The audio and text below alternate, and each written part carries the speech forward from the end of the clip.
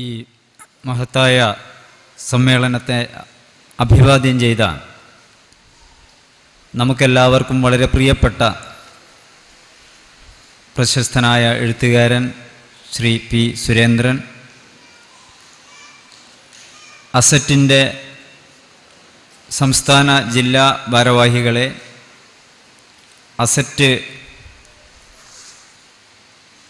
പ്രഖ്യാപന സമ്മേളനത്തെ അഭിവാദ്യം ചെയ്യുന്നതിന് വേണ്ടി എത്തിയിരിക്കുന്ന മറ്റു സംഘടനകളുടെ ഭാരവാഹികളെ, പ്രിയപ്പെട്ട സഹോദരന്മാർ, സഹോദരിമാർ, വളരെയധികം സന്തോഷവും അല്പം അത്ഭുതവും ഈ സദസ്സിലേക്ക് കയറി വന്നപ്പോൾ എനിക്ക് ഉണ്ടായി. ഇന്നത്തെ യോഗത്തിൽ അസറ്റിനെ പിന്താങ്ങുന്ന ഒരുപാട് ഉദ്യോഗസ്ഥന്മാർ ഉണ്ട് എന്ന് അറിയാമെങ്കിലും ഇന്നത്തെ യോഗത്തിൽ ഇത്രയധികം ഉദ്യോഗസ്ഥന്മാർ പങ്കെടുക്കുമെന്ന് ഞാൻ കരുതിയിരുന്നില്ല. ഇതൊരു ഞായറാഴ്ചയായത് നന്നായി, അല്ലെങ്കിൽ ഇത്രയധികം ഉദ്യോഗസ്ഥർ പോന്നാൽ ഗവൺമെൻറ് ഓഫീസുകളിൽ ജനങ്ങൾ ബുദ്ധിമുട്ടുമായിരുന്നു. ഞായറാഴ്ച യോഗത്തിന് മറ്റൊരു പ്രത്യേകത കൂടിയുണ്ട് എന്ന് എനിക്ക് തോന്നുന്നു. സാധാരണ സംഘടനകളുടെ, അധ്യാപക സംഘടനകളുടെ, അതുപോലെ ഉദ്യോഗസ്ഥന്മാരുടെ സംഘടനകളുടെ യോഗം ഞായറാഴ്ച നടത്തിയാൽ അവർ വരില്ല. അതേസമയത്ത് തിങ്കളാഴ്ചയോ ചൊവ്വാഴ്ചയോ വർക്കിംഗ് ഡേയ്സിലാണെങ്കിൽ അവർ കുറച്ച് പേര് വരും. കാരണം അന്ന് ഓടി കിട്ടും, അവർക്ക് ഓൺ ഡ്യൂട്ടിയിൽ വരാമെന്നതാണ്. ആ ഡ്യൂട്ടി സർട്ടിഫിക്കറ്റ് വാങ്ങുന്ന മുഴുവൻ ആളുകളും ആ യോഗത്തിന് വരാറില്ല. 10ൽ 1 യോഗത്തിന് വരൂ, ബാക്കി 9 ആളുകൾ അവരുടെ വീടുകളിൽ വേറെ ജോലിയെടുക്കും. സംഘടനകൾ അവർക്ക് വർഷാന്തം ചെയ്തു കൊടുക്കേണ്ട ഒരു ഡ്യൂട്ടിയാണ് 2 OD സർട്ടിഫിക്കറ്റ് ലഭ്യമാക്കി കൊടുക്കുക എന്ന്. അങ്ങനെയാണ് മിക്ക സംഘടനകളും സമ്മേളനങ്ങളും യോഗങ്ങളൊക്കെ നടത്തി ആ ഹാളിലേക്ക് അത് നടത്തി കൊണ്ടുപോകാൻ ആവശ്യമായിട്ടുള്ള ആളുകളെ ക്ഷണിച്ചു വരുത്തുന്നത്. ഇന്ന് ഞായറാഴ്ചയായിട്ടും OD സർട്ടിഫിക്കറ്റ് ഇല്ലാതിരുന്നിട്ടും നിങ്ങൾക്ക് ധാരാളം ജോലികൾ വേറെ ഉണ്ടായിരുന്നിട്ടും ഇത്രയധികം ആളുകൾ വന്നു എന്നതാണ് എന്നെ സന്തോഷിപ്പിച്ചതും അത്ഭുതപ്പെടുത്തിയതും. അത് ഞാൻ നിങ്ങളോടൊപ്പം പങ്കുവെക്കുകയാണ്. ഈ സമ്മേളനത്തെ ബഹുമാനപ്പെട്ട പി സുരേന്ദ്രൻ അഭിവാദ്യം ചെയ്തപ്പോൾ അത് നമുക്ക് വലിയ അഭിമാനവും അതിനേക്കാളേറെ വലിയ ഉത്തരവാദിത്ത ബോധവും ജനിപ്പിച്ചിട്ടുണ്ട്. അദ്ദേഹത്തെ ബോധപൂർവം സംഘാടകർ അഭിവാദ്യം ചെയ്യാൻ വേണ്ടി ക്ഷണിച്ചു കൊണ്ടുവന്നതാണ് എന്ന് ഞാൻ കരുതുന്നു. കാരണം അദ്ദേഹം അഭിവാദ്യം ചെയ്യുമ്പോൾ അദ്ദേഹം എന്ന വ്യക്തി മാത്രമല്ല അഭിവാദ്യം ചെയ്യുന്നത്, ഒരു വലിയ ആശയമാണ്. ആ വലിയ ആശയം ഇന്ന് ഒരു പുതിയ മുന്നേറ്റമായിട്ട് രൂപപ്പെട്ടു വരുന്ന ആശയമാണ്. ജനങ്ങൾ ഉയർത്തിക്കൊണ്ടുവരുന്ന, ജനകീയ സമരങ്ങൾ ഉയർത്തിക്കൊണ്ടുവരുന്ന ആശയം.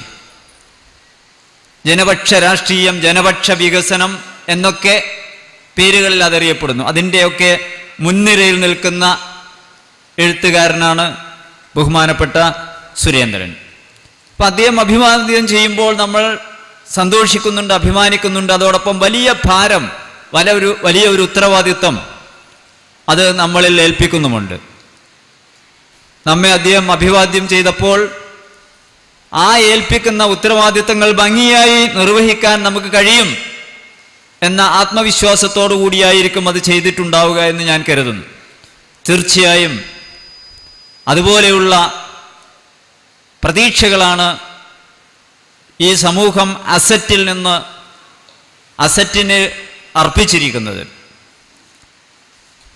നമ്മൾ ഉദ്യോഗസ്ഥന്മാരെ സംബന്ധിച്ച് പുതിയ ഒരു വിദ്യാഭ്യാസം നൽകേണ്ടിയിരിക്കുന്നു. അസറ്റ് എന്ന സംഘടന ഒന്നാമതായിട്ട് നമ്മുടെ ഉദ്യോഗസ്ഥന്മാരുടെ അവകാശങ്ങളും നേട്ടങ്ങളും ആനുകൂല്യങ്ങളും നേടിയെടുക്കാൻ വേണ്ടി മാത്രമുള്ള സംഘടനയല്ല. അത് 2ാം സ്ഥാനത്ത് മാത്രമേ വെക്കേണ്ടതുള്ളൂ. ഒന്നാം സ്ഥാനത്ത് നമ്മൾ ഈ രാജ്യത്തെ ജനങ്ങളോടുള്ള നമ്മുടെ കടപ്പാടുകൾ നിർവഹിക്കുകയാണ് വേണ്ടത്.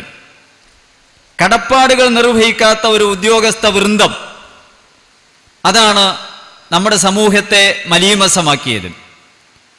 അവരെ സംരക്ഷിക്കുന്നത് ഇവിടുത്തെ രാഷ്ട്രീയ നേതൃത്വവുമാണ്. രാഷ്ട്രീയക്കാരും ഉദ്യോഗസ്ഥന്മാരും ചേർന്നുകൊണ്ടുള്ള ഒരു ചൂഷണമാണ് ഈ രാജ്യത്ത് നടക്കുന്നത്. ഉദ്യോഗസ്ഥന്മാരടക്കം അതിൽ പങ്കാളികളാണ്.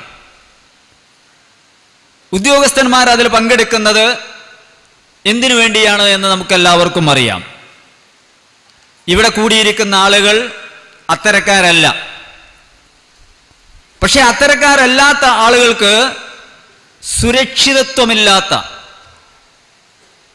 നേരാവണ്ണം ജോലി ചെയ്യാൻ പറ്റാത്ത ഒരു സാഹചര്യം ഇവിടെയുണ്ട്. നേരാവണ്ണം ജോലി ചെയ്യുന്നവന് വീട്ടിലെത്താൻ പറ്റാത്ത സാഹചര്യം ഇവിടെ ഉണ്ട്. നിങ്ങൾ ഗവൺമെന്റ് ഓഫീസുകളെ വൃത്തിയാക്കേണ്ട ചൂലുകളും മുറങ്ങളുമാണ് എന്ന് ബഹുമാനപ്പെട്ട സുരേന്ദ്രൻ പറയുമ്പോൾ ഒപ്പം മനസ്സിലാക്കേണ്ട ഒരു കാര്യമുണ്ട്. തൂത്തുവാരുന്നവർക്ക് ജീവനോടെ വീട്ടിലെത്താൻ പറ്റാത്ത സാഹചര്യം നമ്മുടെ സംസ്ഥാനത്ത് വരെ ഉണ്ടായി എന്നത്. അപ്പൊ തൂപ്പ് ജോലി എന്ന് പറയുന്നത് നിസ്സാരമായ ഒരു ജോലിയല്ല. ജീവൻ നഷ്ടപ്പെടാൻ സാധ്യതയുള്ള ഒരു ജോലിയാണ്. വൃത്തിയാക്കുന്നവന്റെ ജോലി ജീവൻ നഷ്ടപ്പെടാൻ സാധ്യതയുള്ള ജോലിയാണ്. അപ്പോൾ ഭീഷണിക്ക് വഴങ്ങി നമ്മൾ എവിടെയും തൊടാതെ ആണ് കാര്യങ്ങൾ ഇപ്പോൾ നിർവഹിച്ചു പോരുന്നത്. എവിടെയും തൊടാതെയാണ്. പല ആളുകളുടെയും ഉത്തരവുകൾ അനുസരിച്ചുകൊണ്ടാണ്. ആരാണ് ഉത്തരവ് നൽകുന്നത്? നമ്മുടെ മേലുദ്യോഗസ്ഥൻ ഉത്തരവ് നൽകും. പക്ഷേ മേലുദ്യോഗസ്ഥൻ ഉത്തരവ് നൽകുന്നത് ശരിയായ രീതിയിലാണെങ്കിൽ കുഴപ്പമില്ല. ശരിയായ രീതിയിൽ ആരും ഉത്തരവ് നൽകുന്നില്ല. തെറ്റ് ചെയ്യാൻ വേണ്ടിയുള്ള ഉത്തരവുകളാണ് നൽകുന്നത്. ബാഹ്യശക്തികൾ ഉത്തരവ് നൽകുന്നുണ്ട്, തെറ്റ് ചെയ്യാനുള്ള ഉത്തരവുകളാണ് നൽകുന്നത്. അങ്ങനെ കണ്ണും ചിമ്മി ഒപ്പിട്ടുകൊണ്ട് ഫയലുകൾ പോകുന്നു. അല്ലെങ്കിൽ നമ്മൾ കാണാതെ ഫയലുകൾ പോകുന്നു, അറിയാതെ ഫയലുകൾ പോകുന്നു. ഇനി മുതൽ നമ്മൾ അത് അവസാനിപ്പിക്കുകയാണ് വേണ്ടത്. നമ്മൾ കണ്ടുകൊണ്ടും അറിഞ്ഞുകൊണ്ടും ഫയലുകൾ പോകണം. അതിന് ധൈര്യം പകരുന്ന ഒരു കൂട്ടായ്മയായിട്ട് ആ സെറ്റ് മാറണം. നീതിപൂർവം കാര്യങ്ങൾ നിർവഹിക്കുന്ന ഉദ്യോഗസ്ഥന്മാരുടെ കൂട്ടായ്മയായിട്ട് മാറണം. ഒറ്റപ്പെടുന്ന, വിധേയമാകേണ്ടി വരുന്ന, വഴങ്ങേണ്ടി വരുന്ന സാഹചര്യം അവസാനിപ്പിക്കണം. ട്രാൻസ്ഫർ ചെയ്യപ്പെടുക, പിരിച്ചുവിടപ്പെടുക, തരം താഴ്ത്തപ്പെടുക, അല്ലെങ്കിൽ കള്ളക്കേസുകളിൽ കൊടുക്കുക തുടങ്ങിയിട്ടുള്ള വിവിധ വഴികളിലൂടെയാണ് ശിക്ഷിക്കുക. അതിനെയൊക്കെ ചോദ്യം ചെയ്യാൻ പറ്റുന്ന വലിയ ശക്തിയായിട്ട് നമ്മൾ മാറണം. നമ്മൾ ആരുടെ സേവകരാണ്? നമ്മൾ ഈ രാജ്യത്തെ ഭരണകൂടത്തിന്റെ സേവകരാണ് എന്ന് പറയുമ്പോൾ അത് ഭരണകൂടത്തിൻ്റെതാണ്, രാഷ്ട്രീയക്കാരുടേതല്ല. ഗവൺമെന്റ് ഉദ്യോഗസ്ഥന്മാരാണ്, ഗവൺമെന്റിന്റെ സേവകരാണ്. പക്ഷെ ഗവൺമെന്റിന്റെ സേവകരെന്ന് പറഞ്ഞാൽ ജനങ്ങളുടെ സേവകരാണ്. ജനങ്ങളുടെ സേവകർ, ജനപക്ഷ സേവനം എന്ന് പറയുന്ന ഒരു സംഗതി ഇവിടെ ഉയർന്നു വരേണ്ടതായിട്ടുണ്ട്. ജനസൗഹൃദ ഓഫീസുകളായിട്ട് ഗവൺമെന്റ് ഓഫീസുകൾ മാറേണ്ടതുണ്ട്. ജനപക്ഷത്ത് നിൽക്കുന്ന ഉദ്യോഗസ്ഥന്മാരായിട്ട് ഉദ്യോഗസ്ഥന്മാർ മാറേണ്ടതുണ്ട്. ഗവൺമെന്റിന് പോലും അവിടെ രണ്ടാം സ്ഥാനമേ ഉണ്ടാകാവൂ. രാഷ്ട്രീയ നേതാക്കന്മാർക്ക് അവിടെ ഒരു സ്ഥാനവും ഉണ്ടാകാൻ പാടില്ല. ഇവിടുത്തെ മാഫിയകൾക്ക് അവിടെ ഒരു സ്ഥാനവും ഉണ്ടാവാൻ പാടില്ല. സമ്പന്നരായ ആളുകൾക്ക് അവരുടെ അവിഹിതമായ കാര്യങ്ങൾക്ക് വേണ്ടി സമീപിക്കാവുന്ന സാഹചര്യം അവസാനിക്കണം. നമുക്ക് കടപ്പാട് ജനങ്ങളോടാണ്. ജനങ്ങളുടെ സേവകരാണ്, ജനങ്ങളുടെ ഉദ്യോഗസ്ഥന്മാരാണ് നമ്മൾ. കാരണം അവരാണ് നമുക്ക് ശമ്പളം നൽകുന്നത്. സർക്കാരല്ല ശമ്പളം നൽകുന്നത്, ജനങ്ങളാണ് ശമ്പളം നൽകുന്നത്. ജനങ്ങളുടെ നികുതിപ്പണമാണ് നമ്മൾ ശമ്പളമായിട്ട് വാങ്ങുന്നത്. അതുകൊണ്ട് ആദ്യമായും രണ്ടാമതായും അവസാനമായും കടപ്പാട് ജനങ്ങളോടാണ്. ഈ ഒരു വിശ്വാസത്തോടുകൂടി ജോലി നിർവഹിക്കാനുള്ള വളരെ സുരക്ഷിതമായിട്ടുള്ള സാഹചര്യം ഗവൺമെന്റ് ഓഫീസുകളിൽ ഉണ്ടാവണം. അത് ഉണ്ടാക്കുക എന്നതാണ് ഈ അസറ്റിന് ചെയ്യാനുള്ള പ്രധാനപ്പെട്ട കാര്യം എന്ന് ഞാൻ കരുതുന്നു. അപ്പോഴാണ് ഒരു ഗവൺമെന്റ് ഉദ്യോഗസ്ഥനായിക്കൊണ്ട് മനുഷ്യനായിട്ട് നമുക്ക് ജീവിക്കാൻ കഴിയുന്നത്. മനുഷ്യനാകാൻ വേണ്ടി 5 മണി കഴിയണമെന്ന് വന്നാൽ പറ്റില്ല. 10 മണി മുതൽ 5 മണി വരെ മനുഷ്യനല്ല യന്ത്രമാണ് എന്ന് വന്നാൽ പറ്റില്ല. മനുഷ്യനായിക്കൊണ്ട് തന്നെ ജോലി ചെയ്ത് നമ്മുടെ വിശ്വാസ ആദർശ സംഹിതകൾ അനുസരിച്ച് കൊണ്ട് തന്നെ ജോലി ചെയ്ത്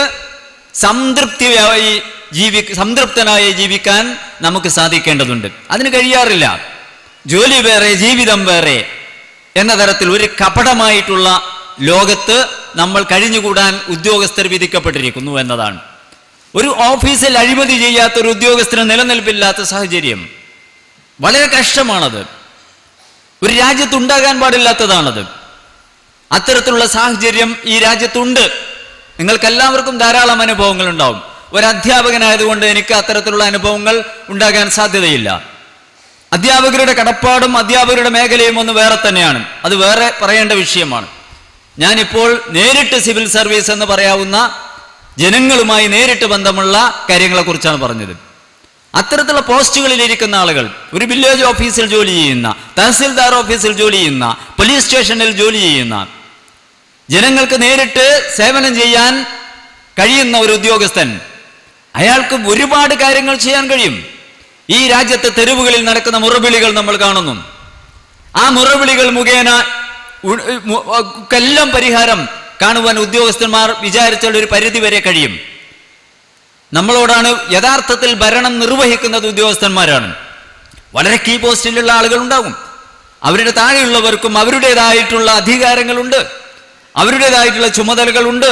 ഒരു ക്ലർക്കിന് വരെ അയാളിലൂടെ ആദ്യം ഒരു ഫയൽ നീങ്ങുന്നത് ഒരു സാധാരണ ഗുമസ്തനിലൂടെയാണ്. അയാളിൽ മേലോട്ട് പോകണമെങ്കിൽ മേലോട്ട് വെക്കാൻ പറ്റാത്ത ഫയലുകൾ മേലോട്ട് വെക്കരുത്. ഇവിടെ ബഹുമാനപ്പെട്ട സുരേന്ദ്രൻ പറഞ്ഞല്ലോ, ഇവിടെ അന്തരീക്ഷ മലിനീകരണം ഉണ്ടാകുന്ന വ്യവസായങ്ങൾ, ഭൂമിയെ കാർന്നു തിന്നുന്ന തരത്തിലുള്ള വ്യവസായങ്ങൾ, തലമുറകളെ ദ്രോഹിക്കുന്ന തരത്തിലുള്ള വ്യവസായങ്ങൾ ഒക്കെ വരുന്നു. വളഞ്ഞ വഴികളിലൂടെ വരുന്നു. തടയാൻ പറ്റുന്നിടത്ത് തടയണം, ഒഴിവാക്കാൻ പറ്റുന്നിടത്ത് ഒഴിവാക്കണം. ജനങ്ങളെ ഉപദ്രവിക്കാൻ സമ്മതിക്കരുത്, അതിന് കൂട്ടുനിൽക്കരുത്. മേലെ നിന്നുള്ള സമ്മർദ്ദങ്ങളെ കൂട്ടായിട്ട് ചെറുക്കാൻ നമുക്ക് കഴിയണം. അങ്ങനെ ഈ രാജ്യത്ത് ഉയർന്നു വരുന്ന സമരങ്ങളെ, പ്രക്ഷോഭങ്ങളെ, അതിൻ്റെ ആത്മാവുകളെ ഉൾക്കൊണ്ടുകൊണ്ട് പ്രവർത്തിക്കാൻ നമ്മൾ തയ്യാറാണ്, നമ്മളെപ്പോലെയുള്ള ഉദ്യോഗസ്ഥന്മാർ തയ്യാറാണ് എങ്കിൽ ഈ രാജ്യത്തിൻ്റെ ചിത്രം മാറും എന്ന് നമ്മൾ മനസ്സിലാക്കേണ്ടതുണ്ട്. അതാണ് നമുക്ക് നിർവഹിക്കാനുള്ള പ്രധാനപ്പെട്ട ദൗത്യം എന്ന് ഞാൻ കരുതുന്നു. രണ്ടാമത്തേത് നമ്മുടെ ആനുകൂല്യങ്ങളും അവകാശങ്ങളുമായി ബന്ധപ്പെട്ട കാര്യങ്ങളാണ്. അതിനെ സംബന്ധിച്ച് വളരെ വിശദമായിട്ട് ബിലാൽ ബാബു ഇവിടെ പറഞ്ഞിട്ടുണ്ട്. തീർച്ചയായിട്ടും ഉദ്യോഗസ്ഥന്മാരെ രണ്ടാം തരമായി കാണുന്ന അവസ്ഥ മാറിയേ തീരൂ. ഉദ്യോഗസ്ഥന്മാരോട് വെറുപ്പുണ്ടാക്കുന്ന, വിദ്വേഷമുണ്ടാക്കുന്ന, അവരൊരു ഭാരമാണ് എന്ന് വരുത്തി തീർക്കുന്ന ഒരു വിദ്യാഭ്യാസം, തെറ്റായ വിദ്യാഭ്യാസം ഈ രാജ്യത്ത് നൽകപ്പെടുന്നുണ്ട്. അത് മീഡിയ നൽകുന്നുണ്ട്, ഭരണകൂടം നൽകുന്നുണ്ട്, രാഷ്ട്രീയ പാർട്ടികൾ നൽകുന്നുണ്ട്. അത് തെറ്റായ വിദ്യാഭ്യാസമാണ്. അത് ഈ രാജ്യത്തെ ദ്രോഹിക്കാനുള്ള വിദ്യാഭ്യാസമാണ്. ഈ രാജ്യത്തെ യഥാർത്ഥത്തിലുള്ള ഭരണകർത്താക്കൾ എന്ന് പറയുന്നത് സിവിൽ സർവീസ് മേഖലയിലുള്ള ഉദ്യോഗസ്ഥന്മാരാണ്. അവരാണ് ഭരണം നിർവഹിച്ച് മുന്നോട്ട് കൊണ്ടുപോകുന്നത്. അവർക്ക് എന്തായിരുന്നാലും ഞാൻ ഒരു ഗവൺമെന്റിന്റെ പ്രതിനിധിയാണ്, ഗവൺമെന്റ് ഉദ്യോഗസ്ഥനാണ് എന്ന ഒരു ബോധം അവനുണ്ട്. ഇത് ഈ രാജ്യത്തെ കോർപ്പറേറ്റ് ഓഫീസുകളിൽ ജോലി ചെയ്യുന്ന ഉദ്യോഗസ്ഥനില്ല, കരാറുകാരനായി ജോലി ചെയ്യുന്നവനില്ല. കരാറുകാരനും കോർപ്പറേറ്റുകളും കാര്യങ്ങൾ ഏറ്റെടുക്കുമ്പോൾ അവരുടെ താല്പര്യങ്ങളാണ് സംരക്ഷിക്കുക. ഉദ്യോഗസ്ഥന്മാർ സംരക്ഷിക്കുന്നത് ജനങ്ങളുടെ താല്പര്യങ്ങളാണെങ്കിൽ ഈ കോർപ്പറേറ്റുകൾ സംരക്ഷിക്കുന്നത്, അവർക്ക് കരാർ നൽകപ്പെടുന്നതിലൂടെ സംരക്ഷിക്കപ്പെടുന്നത് അവരുടെ താല്പര്യങ്ങളാണ്. ആ വ്യത്യാസം ജനങ്ങൾ മനസ്സിലാക്കേണ്ടതുണ്ട്. അതുകൊണ്ട് ഇത് നിലനിൽക്കുക എന്നത് ജനങ്ങളുടെ ആവശ്യമാണ്, രാജ്യത്തിൻ്റെ ആവശ്യമാണ്. ആ തരത്തിൽ കാര്യങ്ങൾ ഒരു എഡ്യൂക്കേഷൻ സമൂഹത്തിന് നൽകാനും നമ്മൾ ബാധ്യസ്ഥരാണ്. ഞാൻ എൻ്റെ വാക്കുകൾ ഉപസംഹരിക്കുന്നു. വളരെയധികം ആത്മവിശ്വാസത്തോടും ധൈര്യത്തോടും കൂടി പ്രവർത്തിക്കാൻ നമുക്ക് കഴിയേണ്ടതുണ്ട്. ധാരാളം ആളുകൾ ഇവിടെ അധ്യാപകരാണ്. അത് നമുക്ക് മറ്റൊരു വേദിയിൽ അധ്യാപകരുടെ പ്രത്യേകമായ യോഗങ്ങളിൽ സംസാരിക്കാവുന്നതാണ്. ഒരു പുതിയ ജനറേഷനെ സൃഷ്ടിക്കുന്ന സൃഷ്ടിക്കാൻ കഴിയുന്ന ആളുകളാണ് അധ്യാപകരെന്ന് പറയുന്നത്. അത് പണ്ടായിരുന്നു, ഇന്നില്ല എന്നൊക്കെ നമ്മൾ എത്ര പറഞ്ഞാലും ഇന്നും സാധിക്കുന്നുണ്ട്, സാധിക്കുകയും ചെയ്യും. ആ തരത്തിൽ വിദ്യാഭ്യാസത്തെ ഓർഗനൈസ് ചെയ്യുന്ന, പുനഃസംവിധാനിക്കുന്ന ഒരു കാഴ്ചപ്പാട് നമുക്കുണ്ടാവണം എന്നേ ഉള്ളൂ. അധ്യാപകനായിക്കൊണ്ട് നമുക്ക് നിർവഹിക്കാൻ കഴിയും. അതും ഈ സമൂഹത്തിന് ആശാവഹമായിട്ടുള്ള ഒരു പ്രവർത്തനം ആയിരിക്കും. അങ്ങനെ സംഘശക്തിയിലൂടെ നമുക്ക് ഈ രാജ്യത്തെ ജനങ്ങൾക്ക് ഉപകാരപ്പെടുന്ന രീതിയിൽ നേരും നെറിയും തിരിച്ചറിയുന്ന ഒരു ഉദ്യോഗസ്ഥ വൃന്ദത്തെ സിവിൽ സർവീസ് മേഖലയിലും നമ്മുടെ വിദ്യാഭ്യാസ മേഖലയിലും രൂപപ്പെടുത്താൻ കഴിയും. അതിന് കഴിയുമാറാവട്ടെ എന്ന് പ്രാർത്ഥിച്ചുകൊണ്ട് ഞാൻ എൻ്റെ വാക്കുകൾ